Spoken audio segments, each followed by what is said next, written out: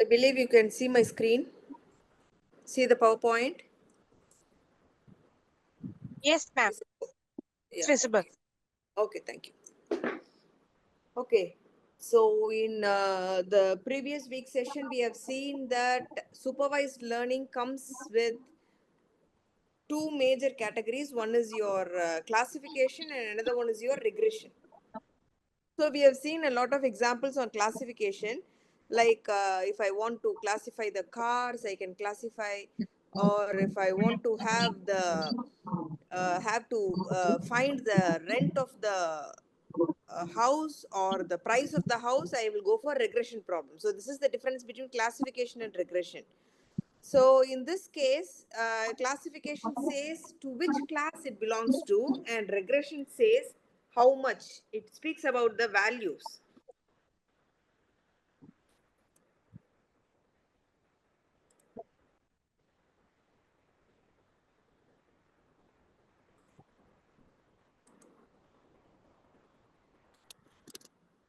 Okay. So when you go for the classification algorithms, we have mentioned that there are so many algorithms, and these are the familiar algorithms which we use in machine learning for classification purpose. One is logistic regression, which says yes or no values like 0, 1, yes, no, true, false. It comes under only two categories of values, either to say to the extremes. When you go with decision trees, you will be having some sequential hierarchical decisions where the predicted data is going to be given up based on a tree structure. Okay, we will discuss all these algorithms one by one on a theoretical basis only. Random forest is nothing but the collection of these trees. Collection of the decision trees is said to be the random forest, and your Navier-Bayes classifier works on the Bayes theorem, based on the Bayes theorem, and support vector machine, it is based on the hyperplane which is going to be drawn up. Okay, so coming to the regression algorithms, we have these familiar regression algorithms: linear, polynomial, multiple linear, ridge, and elastic net, and lasso regression. So how are these regression algorithms decided is based on, see, one is whether they are closely related or what.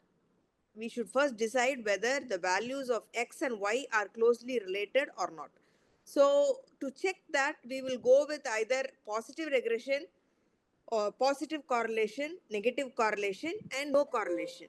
So whenever we have a value of -1, we say it is negatively correlated, and we have the +1 value to be positively correlated. It means it has complete connection between the values of x and y. It means that either x depends on y or y depends on x. There is a positive relationship between them.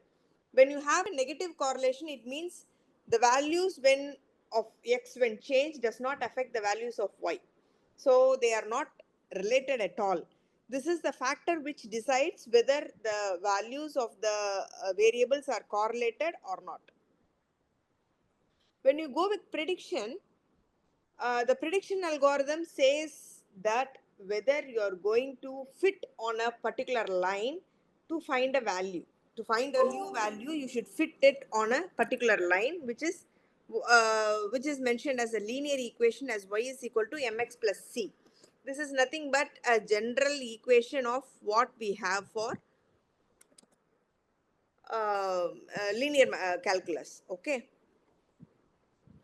So this is how your values will be given if it is going to be on a multiple linear regression. This is an equation which we use in single linear regression. You will give one single input value and find the second value, that is y. Y is going to be the predicted value and x is going to be the base value which you take. Multiple linear regression will have multiple values. So you will have multiple values in it. So to determine what is going to be the output. Okay, so m1 is the first variable, the value, and x1 is the variable name, m2 is the value, and x2 is the variable. So m are called as the slopes and c is a coefficient where the dependent variable is going to be decided. When you come with the polynomial regression, you will have a you can see in the first image that it is a linear one where you cannot fit the line on the values plotted. But on the second hand, you can see that it is having a better fit to maximum number of images where your line is not linear, it is drawn in a polynomial fashion using a quadratic equation. This is a quadratic equation.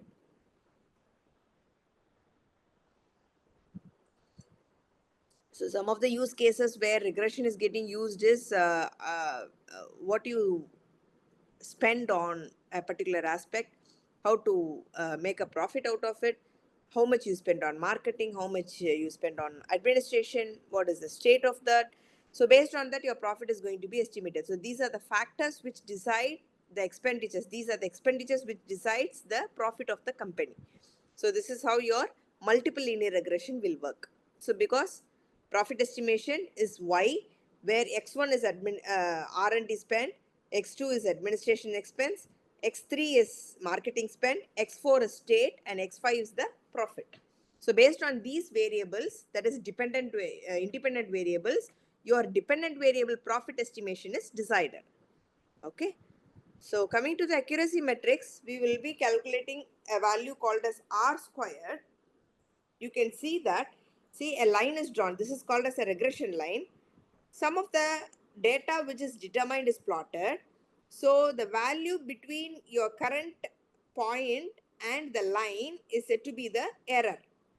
This difference is said to be an error. So this error will be calculated for all the points. Like you will be having to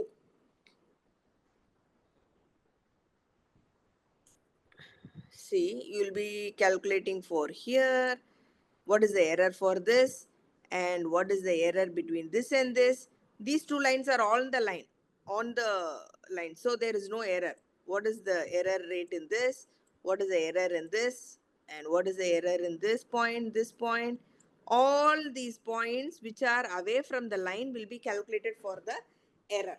So this is your on the line, which is going to be on the line is the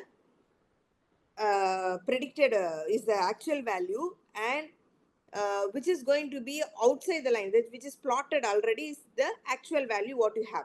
So the difference between them is said to be the error. That is how your R squared value will be calculated. Okay. So this is how your error matrix will be done. So your R squared value will lie between 0 and 100. The next metric what we use is adjusted R squared. Adjusted R squared, there is a formulation for that. Let it be aside. So what is this adjusted R squared? We will be using it for multiple linear regression. This is, you can see that you have a 1x and 1y. So it is a single linear regression.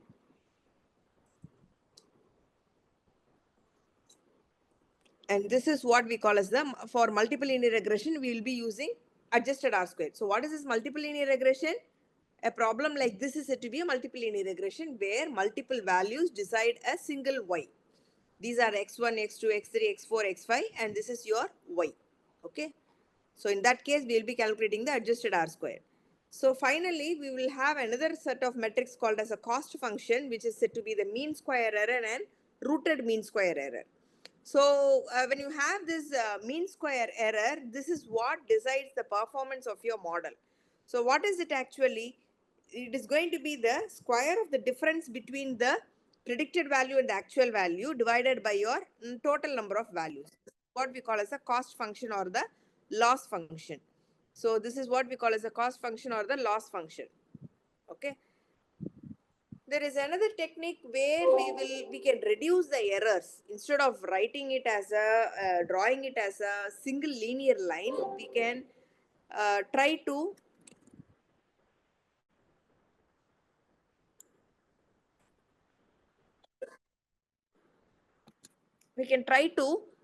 plot the lines accordingly, like as we saw before. This is a best fit for the points which is marked. This can be done through gradient descent algorithm. So gradient descent is a method where you will be traveling through the points little by little to get itself adjusted. You can see here is your point, and you can travel from this point down a step, the second step, third step, fourth step, fifth step to attain the minimum. So why is this done step by step? Is to avoid the error to be raised. You are trying to reduce the loss function or the cost function. We are using gradient descent. So what happens with this? If you are taking little by little steps, you will not miss the minimum. If you're taking a large step, a long step, you may miss the minimum and you will go with overfitting or underfitting. Any one of this condition will happen. So in order to avoid that, you will be insisted to go on with small steps of changes in values, which we call here as dou by dou theta. This dou by dou theta is nothing but your step of values which is going to be taken up. Okay. And this is what we call as your learning rate. Your theta is said to be the learning rate. At what rate it is going to be learned is said to be the theta.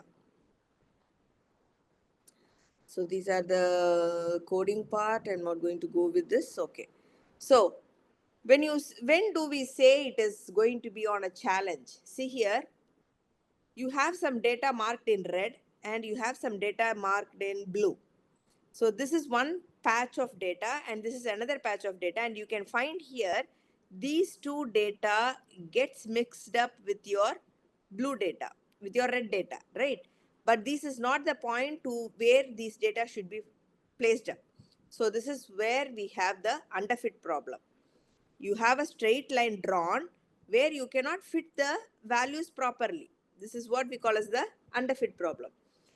Here we call it as overfit because your line tries to fit with all the values put over here and it comes under 100%.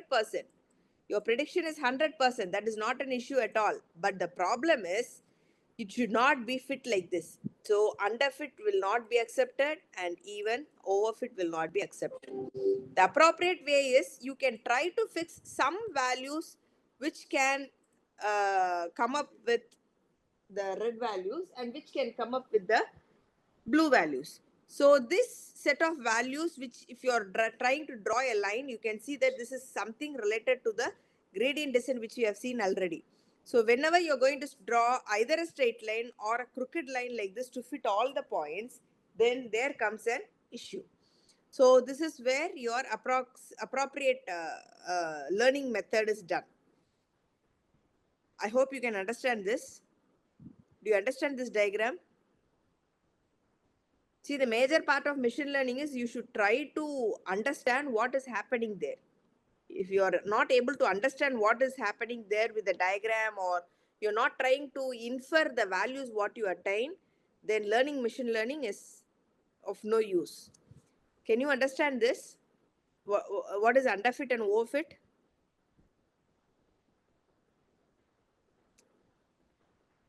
I need a response from you. Is it underfit, overfit? Are you able to understand it? I believe I have explained what is underfit and overfit with an example in the previous session. If you are not reading for your exam at all, just blankly, if you go and sit for the exam, it is underfit because you did not prepare yourself, you did not learn anything. So if the machine learning model does not learn anything, it is said to be underfit. Overfit is you keep on memorizing everything and you get everything done. You go for the exam and get 100 marks. But the problem is you will understand what is there in the book material only. Apart from that, if any other question is raised, without understanding when you are trying to mug up all the materials, it is of no use. So overfit is also of no use. So machine learning model, when it is learning a lot again and again from the same data, so the machine learning model will know what is there in the data set only. If you're giving a new data, it will not be able to predict any information. So overfit is also of no use. I gave this example, I think. Is there any doubt in this? Do you understand this? What is underfit and overfit? Because this terminology comes throughout machine learning. What is underfit? What is overfit? You should better understand what is this. Can you understand?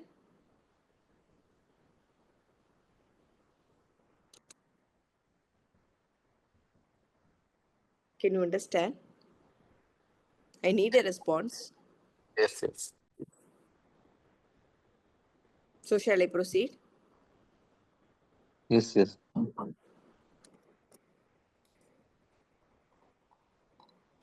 So we saw that underfit and overfit was of no use in machine learning. If your data is getting underfit or overfit, then your machine learning model is not responding properly, right? So in that case, we should try to avoid this underfit and overfit and try to make the model appropriate. How to make it? Using regularization methods. So regularization method is a solution to overcome this overfitting problem. Okay. So as we told before, machine learning model takes the data as three stages, three categories. One is your training data, testing data, validation data.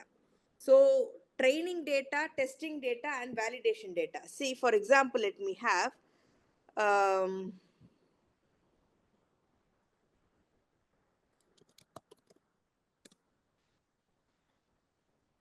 let me show it up with an example. Okay.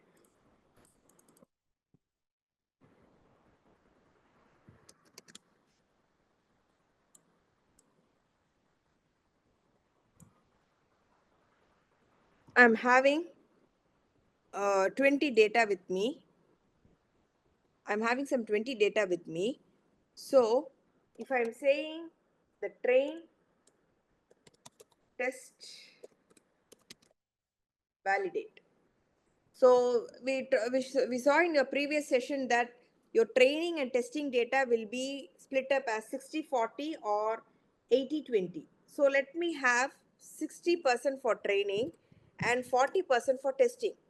So in this case, what I'll be doing is I'll be making 30% for testing and 10% for validation. Okay. So this is how your data will be split. So 60% of 20 is 12, I believe. 12. This data will be taken up as your train. Okay. All this data will be taken up as train. And the remaining 2 will be taken as validate. 10% of 2. Yes. And this will be taken as your test data.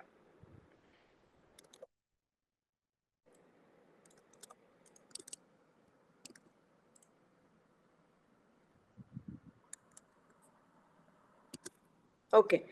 So this is how your data will be done. Okay. It is not necessary that only your first 12 data will be taken for training. Only the next 6 data will be taken for testing. Not that. We will be using cross validation techniques. Okay. Just for example, I told you that when you're having a data of 20 numbers, how your percentage of data is going to be split.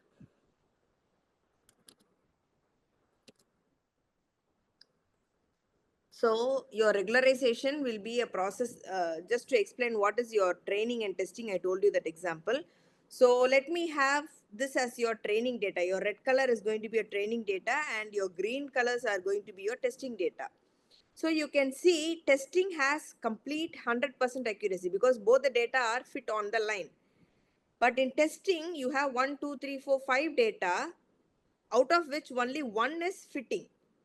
So it means that you have around 5% of error in it.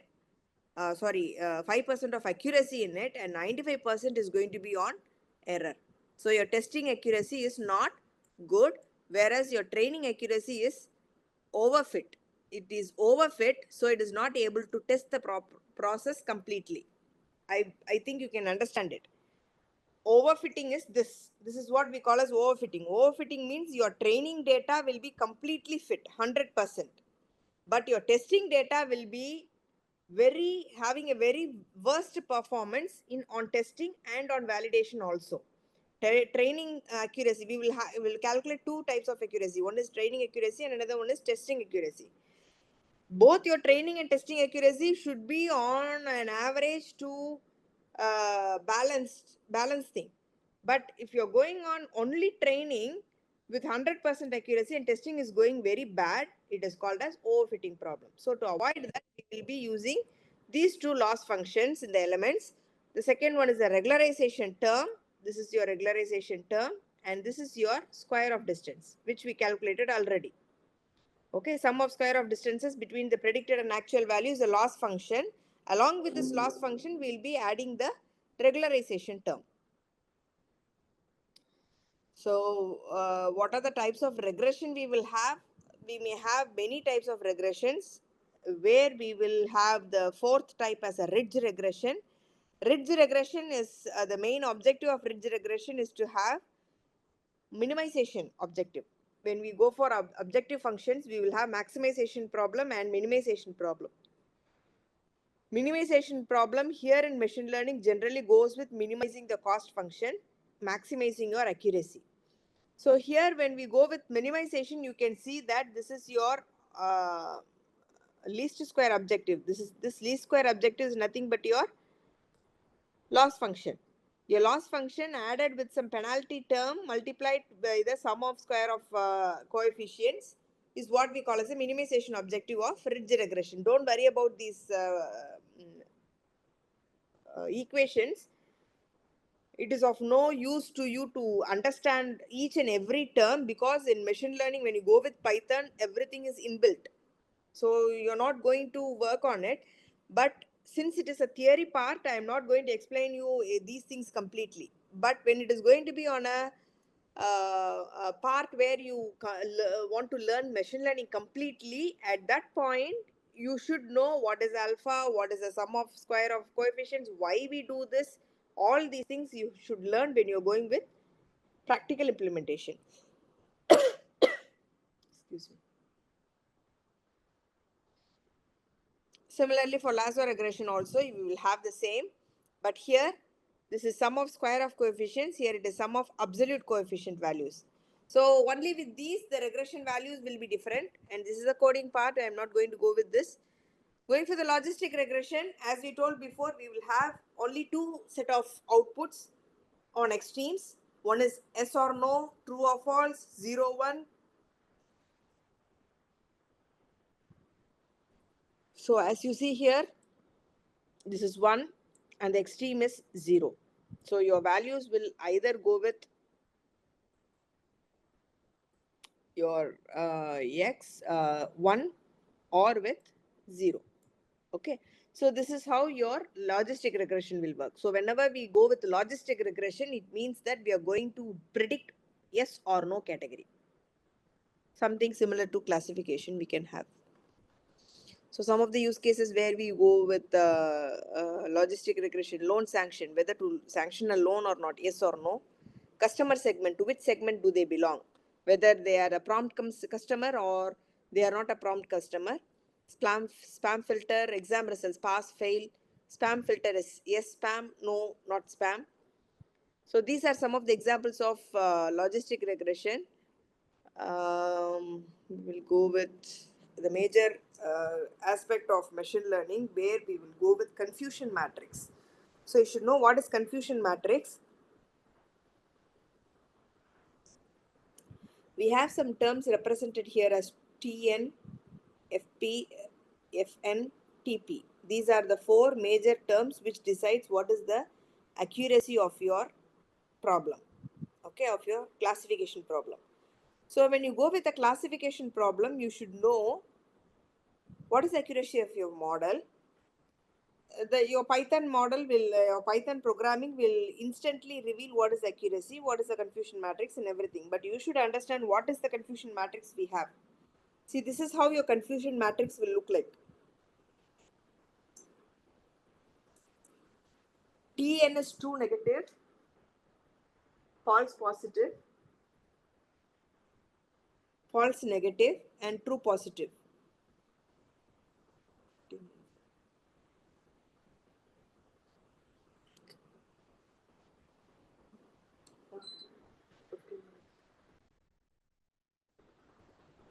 So true negative, see, true, your actual is no and your predicted is no. So it is predicted truly negative.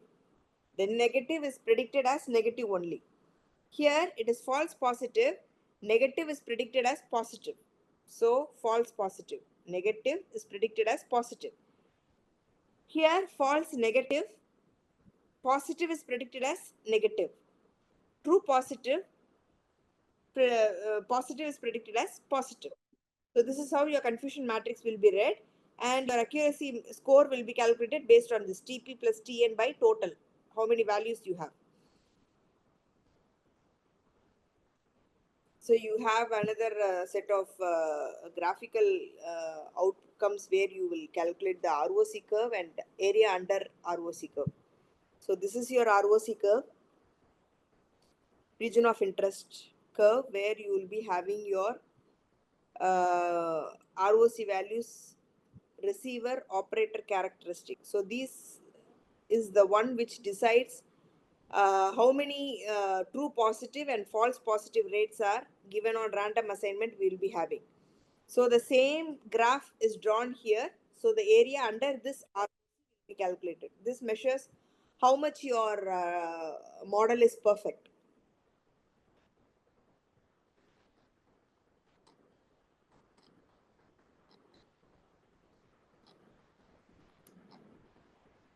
So when we come for supervised learning classification problem, as I told you, this session, this complete thing will explain you each and every algorithm, but it is combined with the theory part and coding and some outcomes also. I'll explain you the theory and example portion only. Okay.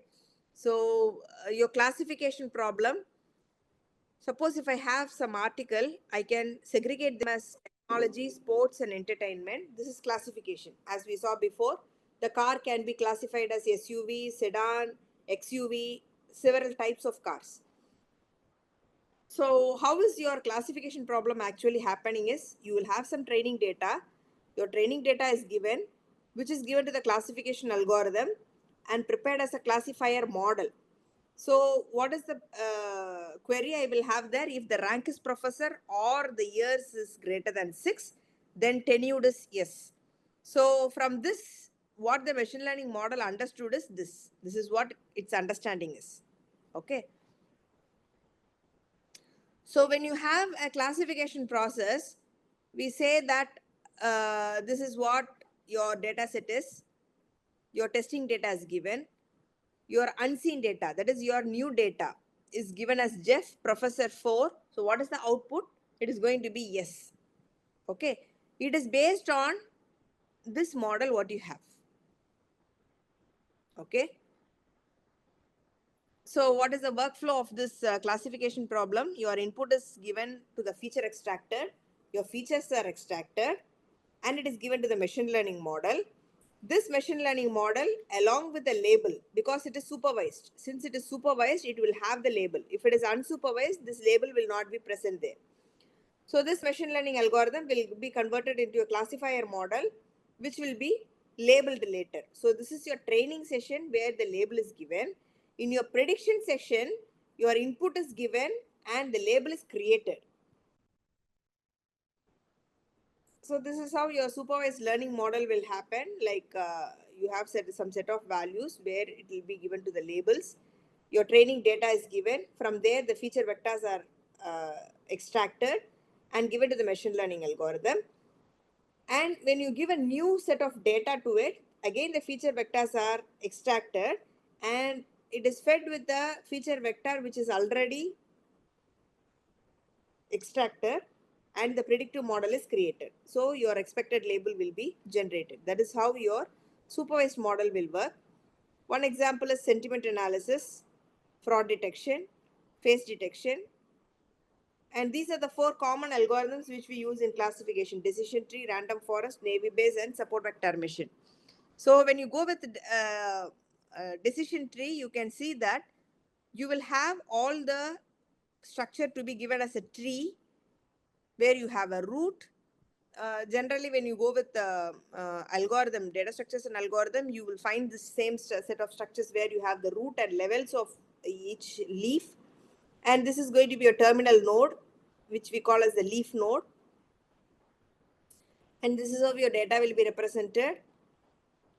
For example, let me say, if the splitting attribute is taken, if you give a, if you take a refund, you take this refund column. If it is yes, what happens with the marital status. If it is no, what happens with the marital status? Okay. So this is to, from the marital status again, if it is single or divorced and the tax income is less than 80, whether you're going to provide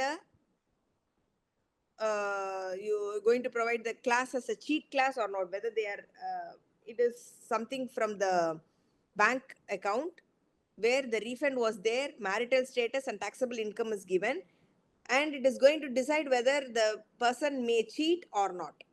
So, refund is no and marital status is single or divorced, there is a possibility of, and your tax income is less than 80,000, there is a possibility of no cheating. Okay. But if the refund is no and the marital status is single or divorced and tax income is greater than 80,000, there is a possibility to cheat. Understand? So this is how you will read the decision tree. So this is another example of decision tree where you will see the values are given. The outlook is rainy, cloudy or sunny.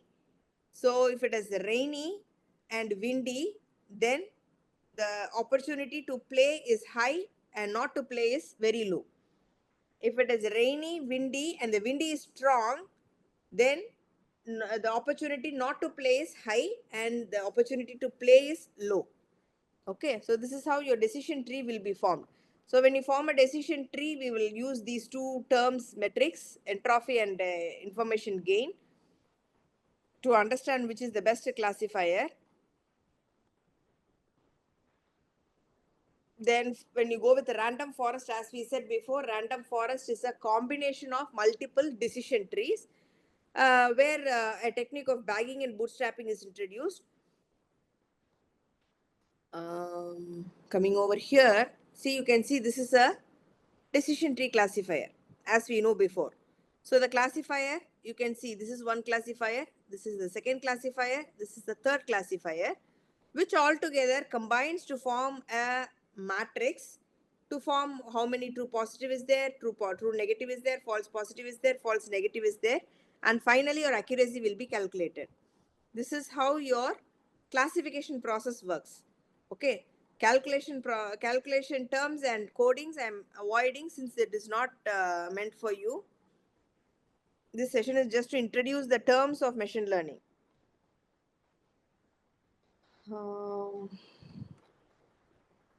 Then comes Navy Bayes classifier. You have a theorem called as Bayes theorem.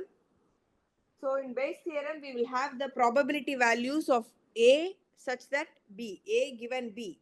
So we call that as a class prior probability and posterior and predictor prior probability.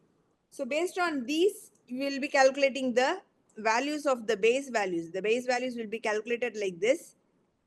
Based on the data set, Bayes values will be calculated, and from this we will be deciding what is going to be the information gain we obtain. So from the information gain and entropy, we will be deciding for the given input what is going to be the output. Okay. Next comes support vector machine. You can see here, this is one set of values and another set of values are given. So this will be divided based on the line what you draw. See, for example, if I draw a line like this, it will not fit the problem. So I have to shift the line in a pattern such that it fits the maximum number of categorization. Okay. So this is support vector machine. So this is how you will be trying to put all your lines here and there, adjust the slope of the lines to fit to all the data together. So this is with supervised classification method.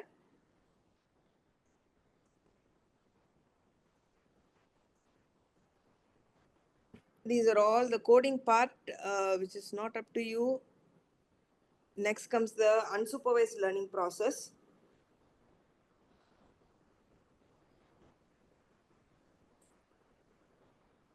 So in unsupervised learning process, what is the difference between unsupervised learning and supervised learning? You can see that you have some labels here. It means it is supervised. You don't have the labels here. It means it is unsupervised. So from the information, it is the same. The one what we have seen already in supervised. training data is given, feature vectors are extracted. It is given to the machine learning algorithm where the predictive model is used to find the new values based on the labels. But here we don't have the labels provided. We have to decide everything based on the cluster what we receive. So this is how your clustering algorithm will look. Your unsupervised learning process comes with a clustering.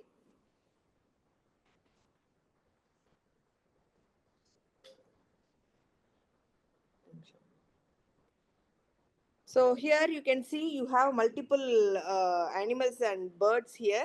So all the birds are segregated together in one cluster. Rabbit is segregated in another cluster, and the animal is segregated in the third cluster.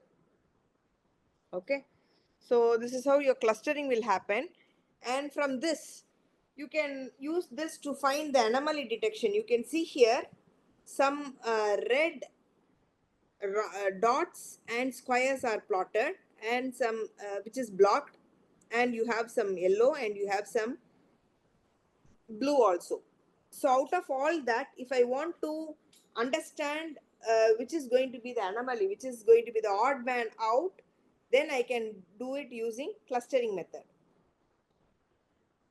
So this is what we call as the cluster. This is cluster 1, cluster 0, cluster 1, cluster 2, cluster 3, cluster 4. We will be calling it as clusters. Okay. So in clustering, the major aspect is even with unlabeled data, you can start your clustering process. And you can partition the data accordingly.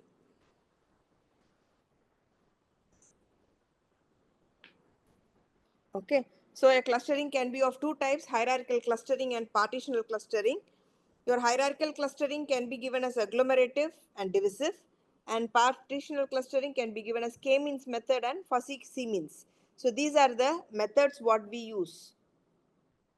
Theoretical foundations of these methods you can try to understand when you go with the implementation process. This is hierarchical. You can see here everything is classified based on the hierarchy. This is a hierarchical process. See, you can see you can notify here. This is one cluster. This is the second cluster. So the value C is there, which is near to this cluster. So I'm making this as the third cluster. Okay, and here you can see that I have D and E which is close to F, so I'm making this as the next cluster. Then these two clusters are nearby, I'm making this as a single cluster. So this is how this final output is achieved. Okay, this is what we call as the hierarchical clustering. So this diagram is what we call as this hierarchical clustering diagram, what we call as dendrogram. When you go from the leaf node to the root, we call it as agglomerative clustering. And when we go from the root to the leaf, we call it as a divisive clustering. So this is one method, agglomerative, and this is another method, divisive. So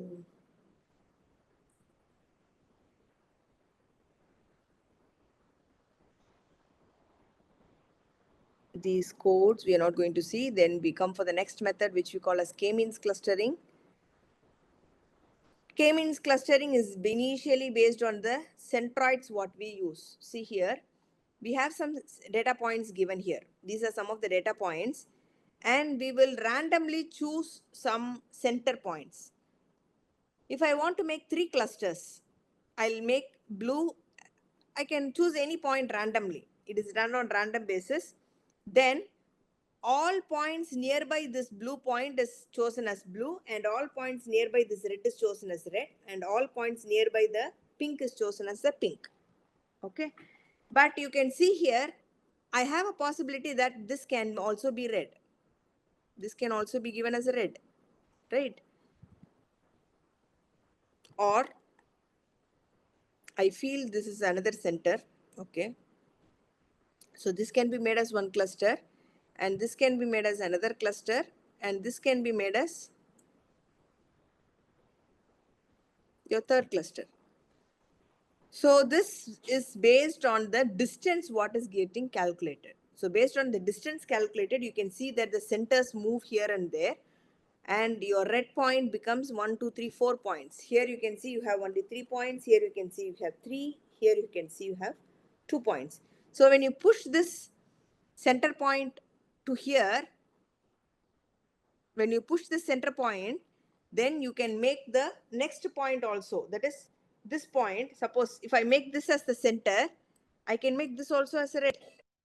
So this will become one cluster. Okay. So it is based on the interdistance, what is calculated from the centroid. These are all coding parts. I believe that today I'll be completing all the sessions related to machine learning, where the last session, this is the last topic of machine learning, which we call as ensemble learning. So let me just revise up from the beginning. Machine learning is to make the machines learn. How you're going to make the machines learn? Based on the data what you take. How your data is going to be given? Your data is going to be split into train, test, and validate. So from the training data, it has to start its learning process. Then we have to test the model. So for this, we have two types of methods in machine learning. One is classification and another one is regression. Classification is to classify and regression is to predict what is the actual value going to be. Okay. Since the starting of this session, I have revised some of the parts which we have seen in the previous class also. So finally, ensemble learning will go with combination of multiple algorithms to bring a balance in both the models. See, for example, if I have only one model, there are some strengths and weakness of that particular model. But when I combine one or two models, the strength of the first model and the strength of the second model can be combined so that the weakness of both the models can be diminished. So this is how your ensemble model will work. We will have one machine learning model, second machine learning model, third machine learning model combined to form an ensemble model, and where the prediction accuracy goes better. Okay. And there we have some other, see, we have three models here, and on averaging, we will have a good result from it. The next one is bagging and boosting. So these are also some of the methods which is used for ensembling. So these are some of the algorithms which you have seen already for random forest, AdaBoost. So these are the procedures which we can try to make the machine learning model work better. This is gradient boosting method, XGBoost. All these works with, I'm not explaining those slides because these are not related to you. These are some of the terms which are explained based on the algorithms used. What is booster means? For booster, we have some set of values. We have some conditions for that. Those are necessary only when you go with machine learning seriously. If I want to learn machine learning seriously and completely, then there is a point in explaining all this. This is just an introductory session, so don't worry about all these things. Your initial part is to understand what is machine learning first. Where is it used? Why we are using machine learning instead of going on with the general Excel solver or any other methodology? Why should we go with machine learning? And what is the purpose of it? For what problem, what method can be used? These are the things which we have seen in the 3 sessions which is conducted. Okay. If you have any general questions from this, you can ask me. I'm closing the session with this.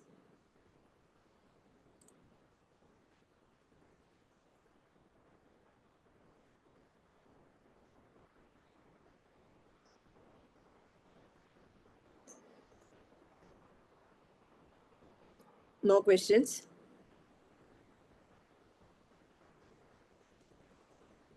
Yes, ma'am. Good evening.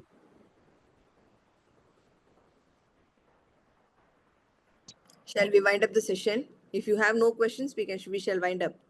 Okay.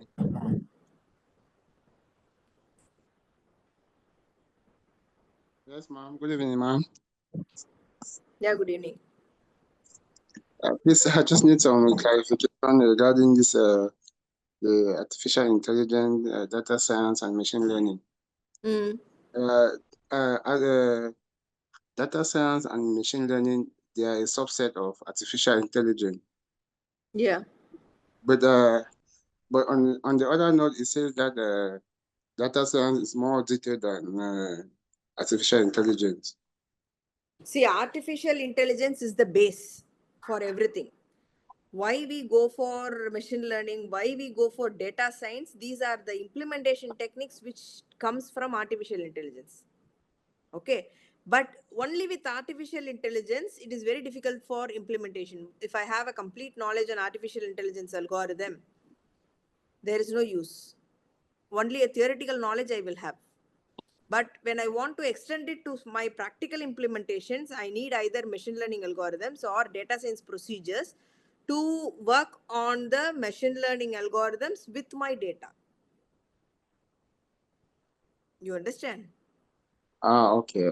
So this data science and machine learning is just a tool for artificial intelligence. Yes, for your implementation of artificial intelligence, you need either machine learning, you need either to go on with machine learning to create new algorithms or to use some statistical tools in data science to work on the data. Okay. Okay, and another question, just and for an example, because in our phones, all these the apps that we are downloading from the Play Store, so this they are using artificial intelligence tools or machine learning, because when we are downloading most of these apps, they are asking us permission to access our data. Your So this is data is being accessed by the application store, or for example, if you're trying to download something from iOS, Apple is having the access for it. If you're trying to download some application from Play Store, Google is having access to it. All your data is getting accessed by them using artificial intelligence algorithms. okay. Your data will be extracted by artificial intelligence algorithm. For example, if you search with Google, if you're trying to search something on Google, it is artificial intelligence algorithm which works on that. There is some algorithm behind it to bring you the data. It is artificial intelligence. Okay. But Okay, ma'am. to work on the data, to save the data or to process the data, you need data science or machine learning. Okay. Thank you very much. Thank you. Okay. Thank you, ma'am. Thank you so much.